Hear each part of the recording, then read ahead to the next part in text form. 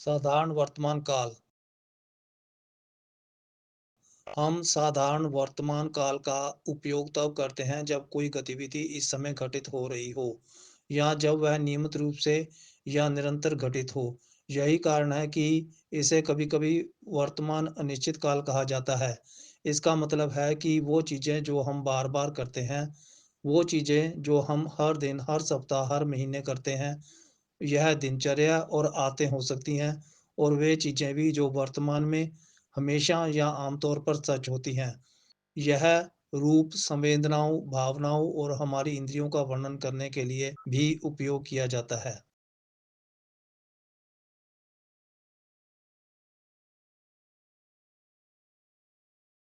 मेरा नाम है विक्रम सिंह बसाती। इस वीडियो में मैं साधारण वर्तमान काल को सरल शब्दों में और भी स्पष्ट रूप से समझाने जा रहा हूँ। मुझे आशा है कि परिणाम आपकी उम्मीदों पर खरा उतरेगा।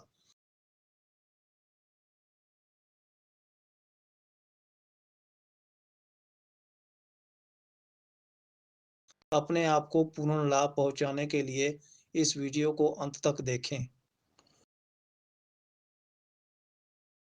अगर आपको मेरा वीडियो पसंद आए तो लाइक बटन दबाएं। यह मुझे बहुत प्रेरित करता है। मेरे चैनल को सब्सक्राइब करें और मुझसे जुड़े रहें ताकि आपको बिना किसी देरी के आने वाले वीडियो की सूचना समय पर मिल सके। इस चैनल में मैं भाषा कौशल की बारीकियों पर प्रकाश डालता हूँ।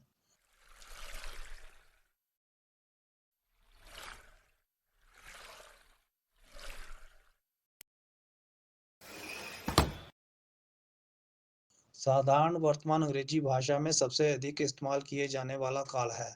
साधारण वर्तमान काल का उपयोग उन चीज़ों के बारे में बात करने के लिए किया जाता है जो हमेशा सच होती हैं या हमेशा सच रहेंगी।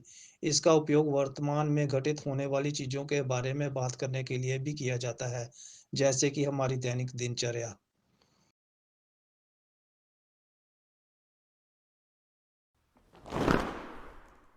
साधारण वर्तमान काल क्रिया के मूल रूप, जिसे क्रिया के साधारण रूप के तौर पर भी जाना जाता है, का उपयोग करके बनाया जाता है।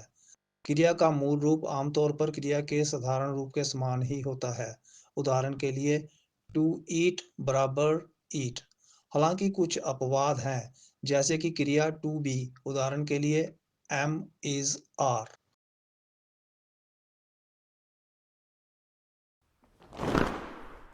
साधारण वर्तमान काल के चार रूप हैं: सकारात्मक वाक्य, नकारात्मक वाक्य, प्रश्नवाचक वाक्य और नकारात्मक प्रश्नवाचक वाक्य।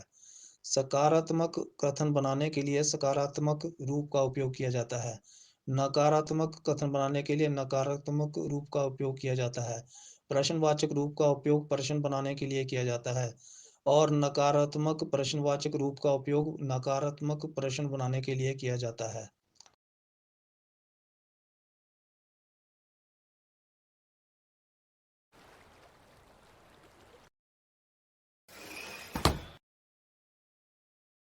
सकारात्मक वाक्य।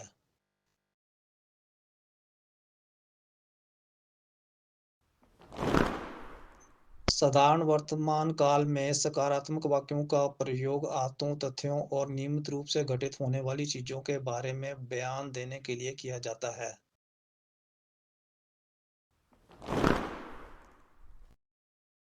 साधारण वर्तमान सकारात्मक वाक्य की संरचना इस प्रकार है। वर्तमान साधारण सकारात्मक वाक्य पहले कर्ता, फिर क्रिया का पहला रूप, उसके बाद कर्म का प्रयोग करके बनाया जाता है। वाक्य के अंत में पूर्ण विराम लगाएं। ध्यान दें कि जब कर्ता तृतीय पुरुष एक वचन ही, शी या इट हो तो क्रिया या सहायक क्रिया में एस या ईएस जोड़ा जाता है।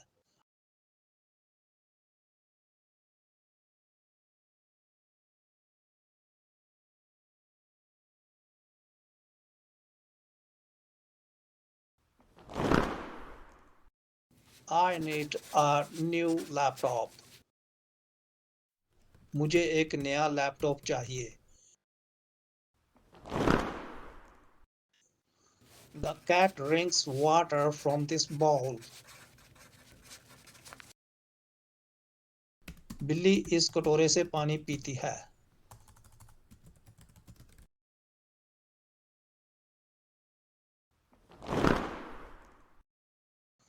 साधारण वर्तमान काल में डू और डज सहायक क्रियाएं हैं, लेकिन ध्यान दें कि वे मुख्य क्रिया भी हो सकती हैं। इन उदाहरणों पर नजर डालें।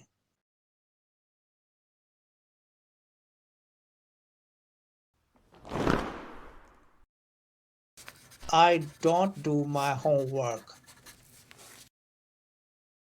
मैं अपना गृह कार्य नहीं करता हूँ।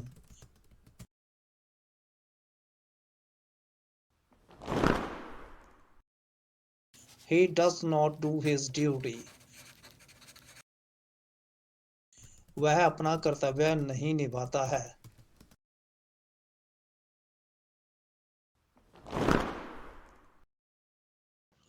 पहला डू एक सहायक क्रिया है और दूसरा एक मुख्य क्रिया है, जिसका अर्थ है संचालन करना या प्रदर्शन करना।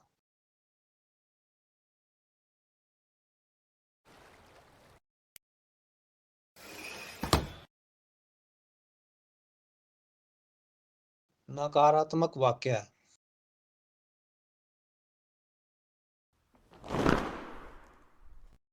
साधारण वर्तमान काल में नकारात्मक वाक्यों का प्रयोग उन बातों के बारे में बयान देने के लिए किया जाता है जो नियमित रूप से नहीं होती हैं या हमेशा सत्य नहीं होती हैं।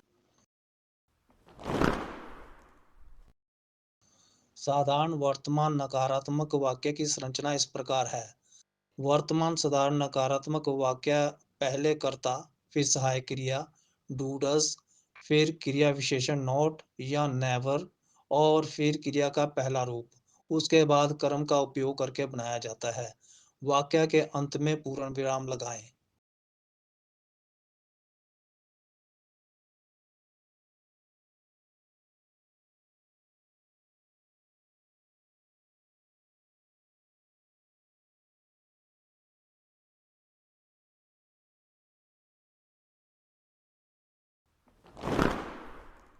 हम साधारण वर्तमान के साथ नकारात्मक और प्रश्न बनाने के लिए डू और डज का प्रयोग करते हैं। हम तृतीय पुरुष एकवचन के लिए डज और अन्य के लिए डू का उपयोग करते हैं।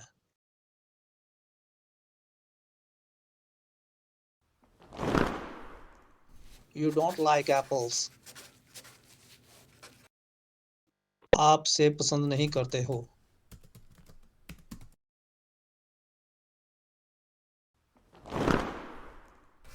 My sister does not wake up early. मेरी बहन जल्दी नहीं उठती है।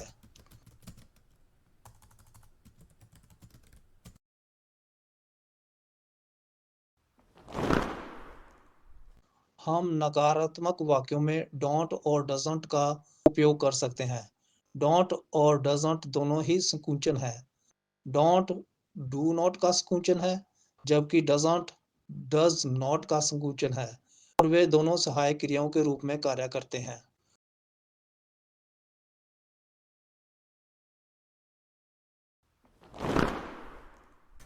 I don't like seafood. मुझे समुद्री भोजन पसंद नहीं है।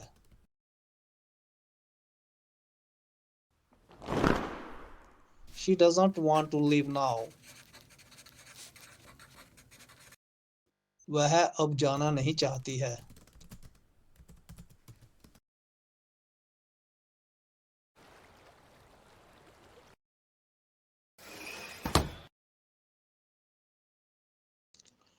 प्रश्नवाचक वाक्य।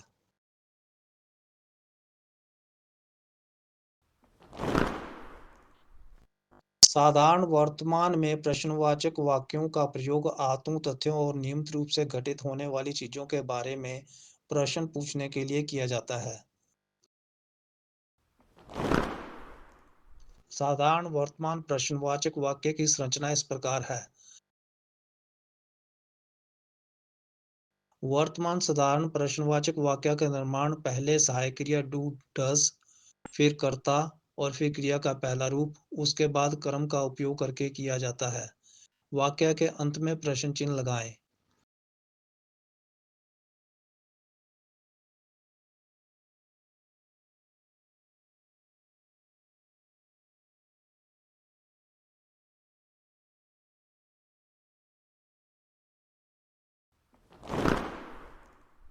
हाँ नहीं वाले प्रश्न बनाने के लिए आपको वाक्य को सहायक क्रिया डू डज से शुरू करने की जरूरत होती है। कर्ता इसके बाद आता है, उसके बाद मुख्य क्रिया आती है।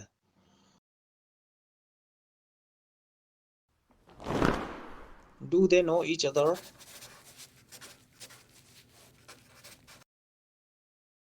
क्या वे एक दूसरे को जानते हैं?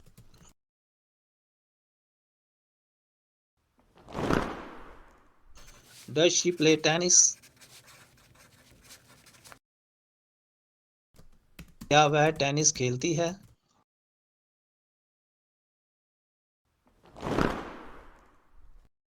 आप वाक्य की शुरुआत WH शब्द से करके और फिर डू डज का इस्तेमाल करके WH प्रश्न बना सकते हैं। इसके बाद कर्ता आता है, फिर मुख्य क्रिया आती है।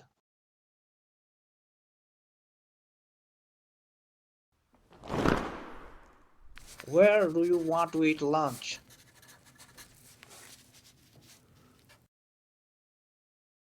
तुम दोपहर का खाना कहाँ खाना चाहते हो?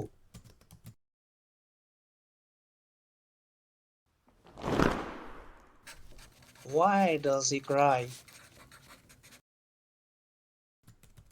वह क्यों रोता है?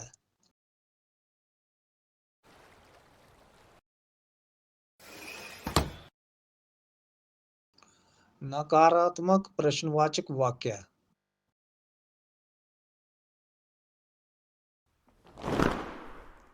साधारण वर्तमान में नकारात्मक प्रश्नवाचक वाक्यों का प्रयोग आदतों, तथ्यों और उन चीजों के बारे में प्रश्न पूछने के लिए किया जाता है जो नियमित रूप से नहीं होती हैं या हमेशा सत्य नहीं होती हैं। साधारण वर्तमान नकारात्मक प्रश्नवाचक वाक्य की संरचना इस प्रकार है।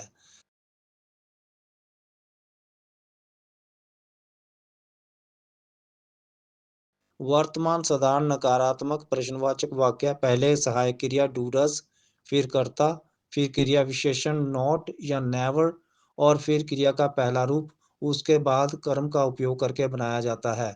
वाक्य के अंत में प्रश्न चिन्ह लगाएं।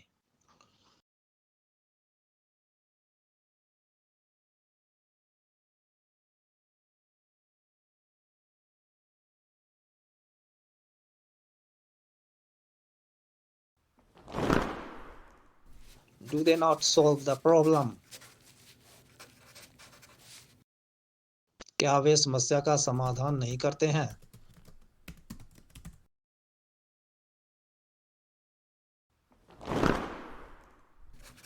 Does he not make a mistake? क्या वह गलती नहीं करता है?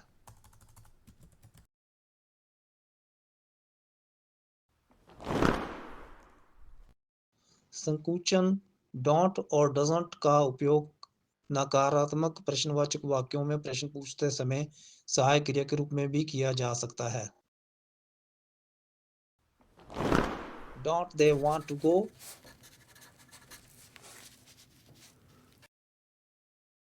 क्या वे जाना नहीं चाहते?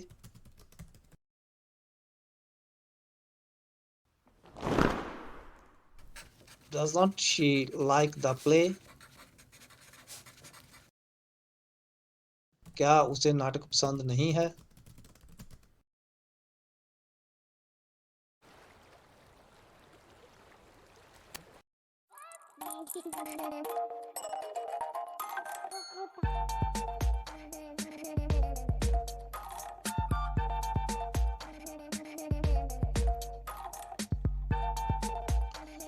अपने भाषा कौशलों को बेहतर बनाने के लिए बसाती की भाषा ई पुस्तकें पढ़ें और सिफारिश करें।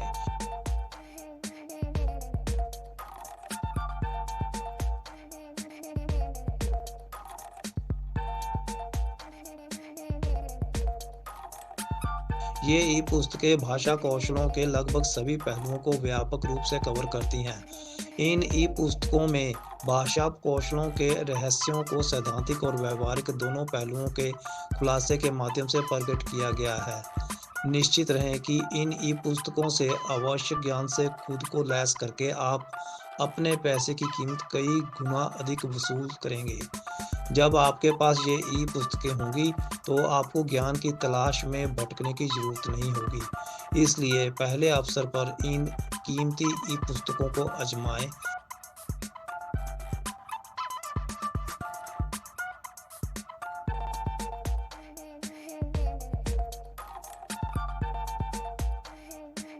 जल्दी करो, 40% छूट का लाभ उठाएँ। विवरण में लिंक ढूँढें।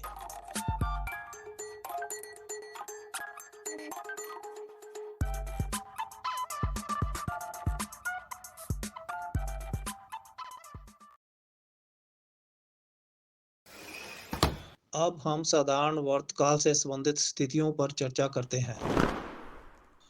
हम वर्तमान गतिविधि को दर्शाने के लिए साधारण वर्तमान का उपयोग करते हैं। She sings a song. वह एक गाना गाती है।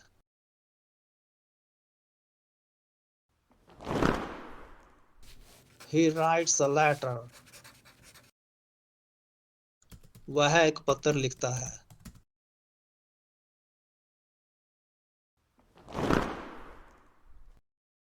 हम आयतन या प्रथागत कार्रवाई को इंगित करने के लिए साधारण वर्तमान का उपयोग करते हैं। He takes tea in the morning. वह सुबह चाय पीता है।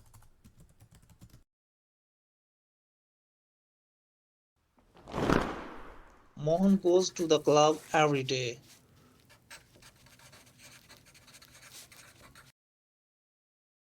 मोहन हर दिन क्लब जाता है।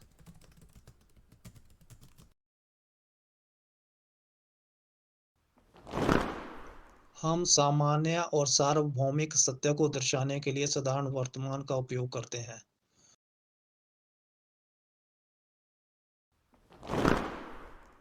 The earth revolves around the sun.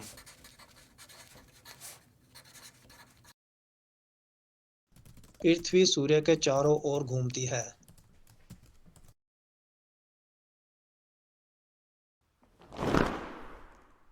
Might is right. जिसकी लाठी उसकी भैंस।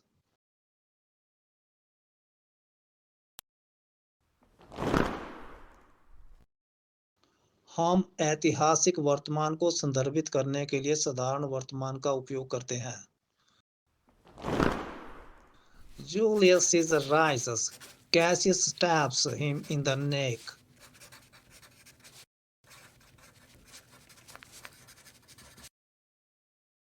जूलियस सीजर उठता है। कैसियस उसकी गर्दन में चाकू घोंप देता है।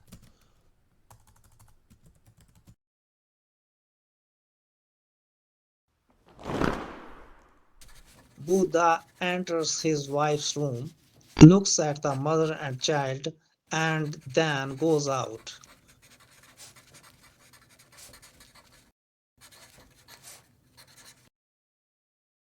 बुद्ध अपनी पत्नी के कमरे में प्रवेश करता है, माँ और बच्चे को देखता है और फिर बाहर चले जाता है।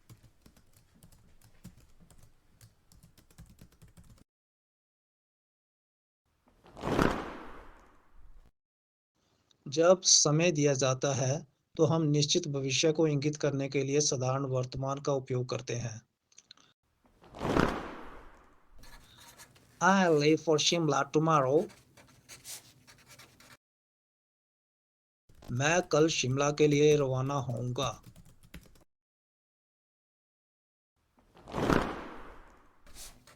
The examinations begin next Monday.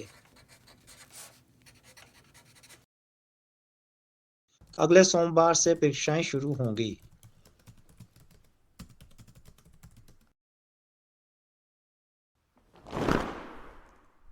हम भविष्य की शर्त को दर्शाने के लिए साधारण वर्तमान का उपयोग करते हैं।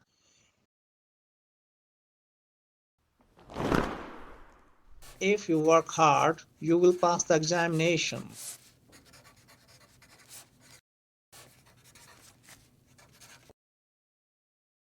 अगर तुम मेहनत करोगे तो तुम परीक्षा पास कर लोगे।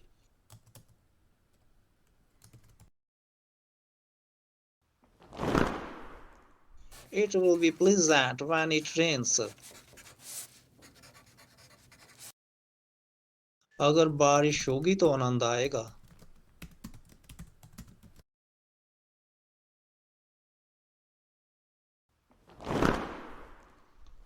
हम अक्सर नियमित और आतन घटनाओं के लिए always, often, usually, sometimes, never और अन्य आवर्ती क्रिया विशेषणों का उपयोग साधारण वर्तमान के साथ करते हैं। I sometimes go to the cinema. मैं कभी-कभी सिनेमा देखने जाता हूँ।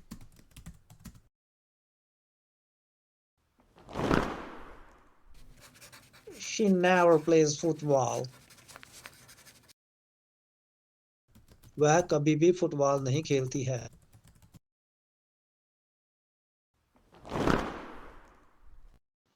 जब हम कोई कहानी सुना रहे होते हैं, तो हम कभी-कभी अतीत के बारे में बात करने के लिए साधारण वर्तमान का उपयोग करते हैं। I was walking down the street the other day when suddenly this man comes to me and tells me,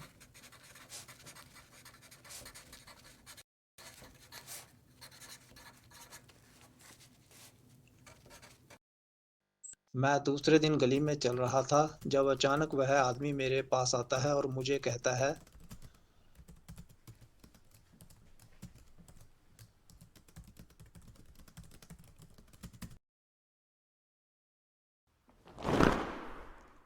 he has lost his wallet and asks me to lend him some money.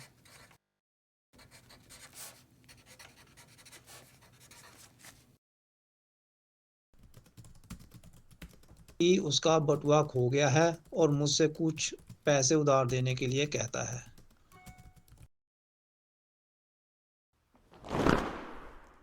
Wow, he looks a bit dangerous, so I'm not sure what to do. And while we are standing there,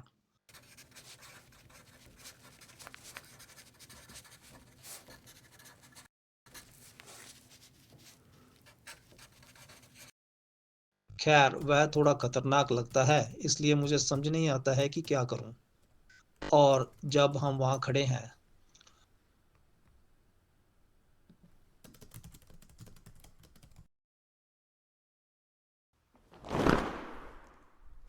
हम कभी-कभी अतीत के बारे में बात करने के लिए साधारण वर्तमान का उपयोग करते हैं, जब हम किसी पुस्तक, फिल्म या नाटक का सारांश कर रहे होते हैं।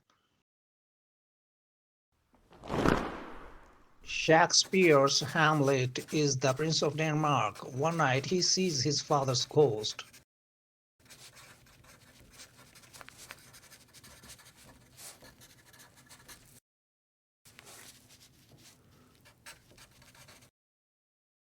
शेक्सपियर का हैमलेट डेनमार्क का राजकुमार है। एक रात उसे अपने पिता का भूत दिखाई देता है।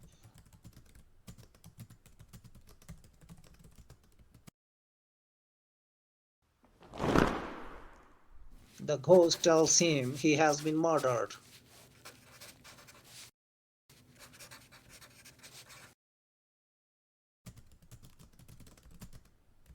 भूत उसे बताता है कि उसकी हत्या कर दी गई है।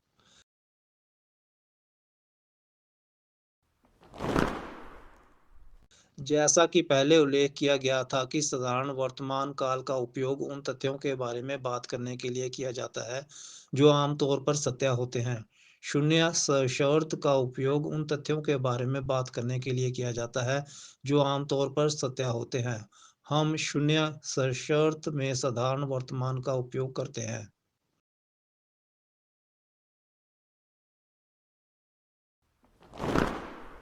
If you heat water to 100 degrees, it boils.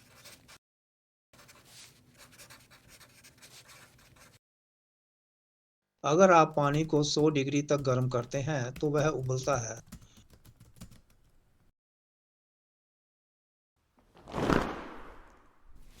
If you respect others, they favor you.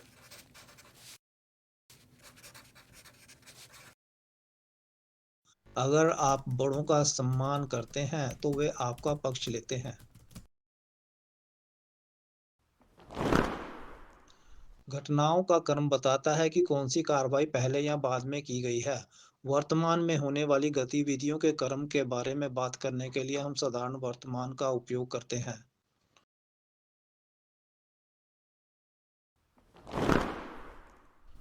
When I get home, I take a shower. Then I watch some television and after that I check my emails.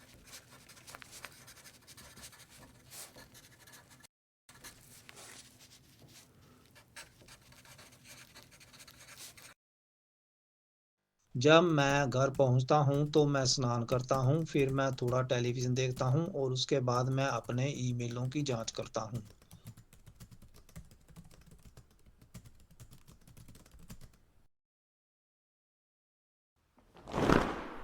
हम when, until, after, before और as soon as जैसे शब्दों के बाद भविष्य के बारे में बात करने के लिए भी साधारण वर्तमान का उपयोग करते हैं। इन्हें कभी-कभी समय के अधीनस्थ उपवाक्य कहा जाता है। I will talk to John when I see him. मैं जॉन से बात करूंगा जब मैं उससे मिलूंगा। I won't go out until it stops raining. मैं तब तक बाहर नहीं जाऊंगा जब तक बारिश बंद नहीं हो जाती।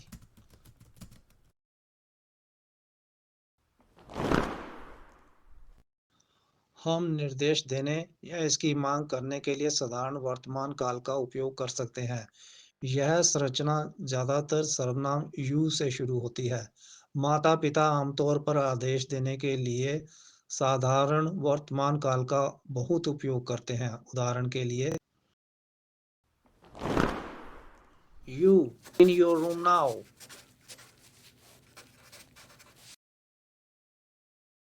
अब तुम अपना कमरा साफ करो।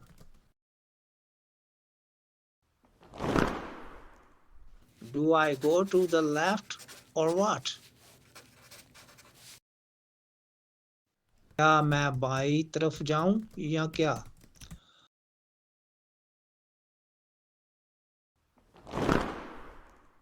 हम भविष्य की घटना को संदर्भित करने के लिए संरचना टू बी जमा टू इन्फिनेटिव का उपयोग करते हैं, जो वास्तव में साधारण वर्तमान काल में है।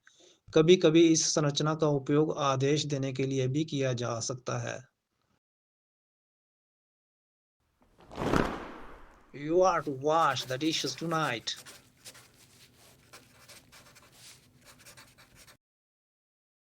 तुम्हें आज रात बर्तन धोने हैं।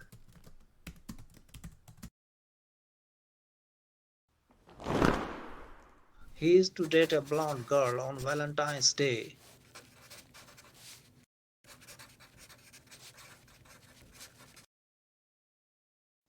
वह वैलेंटाइन दिवस पर एक गोरी लड़की के साथ डेट पर जाने वाला है।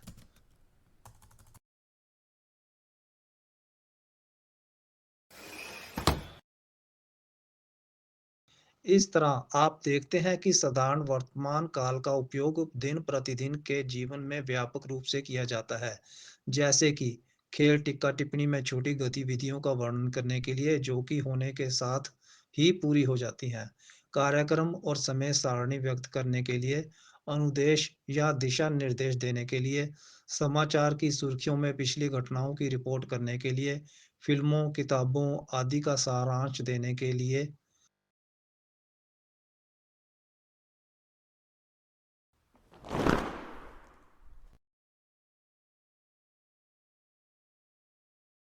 मुझे उम्मीद है कि यह वीडियो आपकी उम्मीदों पर खरी उतरेगी और आपके ज्ञान और अभ्यास में इजाफा करेगी। निश्चित रहें, आप हमेशा मेरे वीडियो से लाभ उठाते रहेंगे। मेरे वीडियो को लाइक करें। अगर आपने अभी तक मेरे चैनल को सब्सक्राइब नहीं किया है तो अभी करें। अब भाषा कौशल को लाइक और सब्सक्राइब करें। यह मेरे लिए बहुत मायने रखता है। इस वीडियो को देखने के लिए धन्यवाद।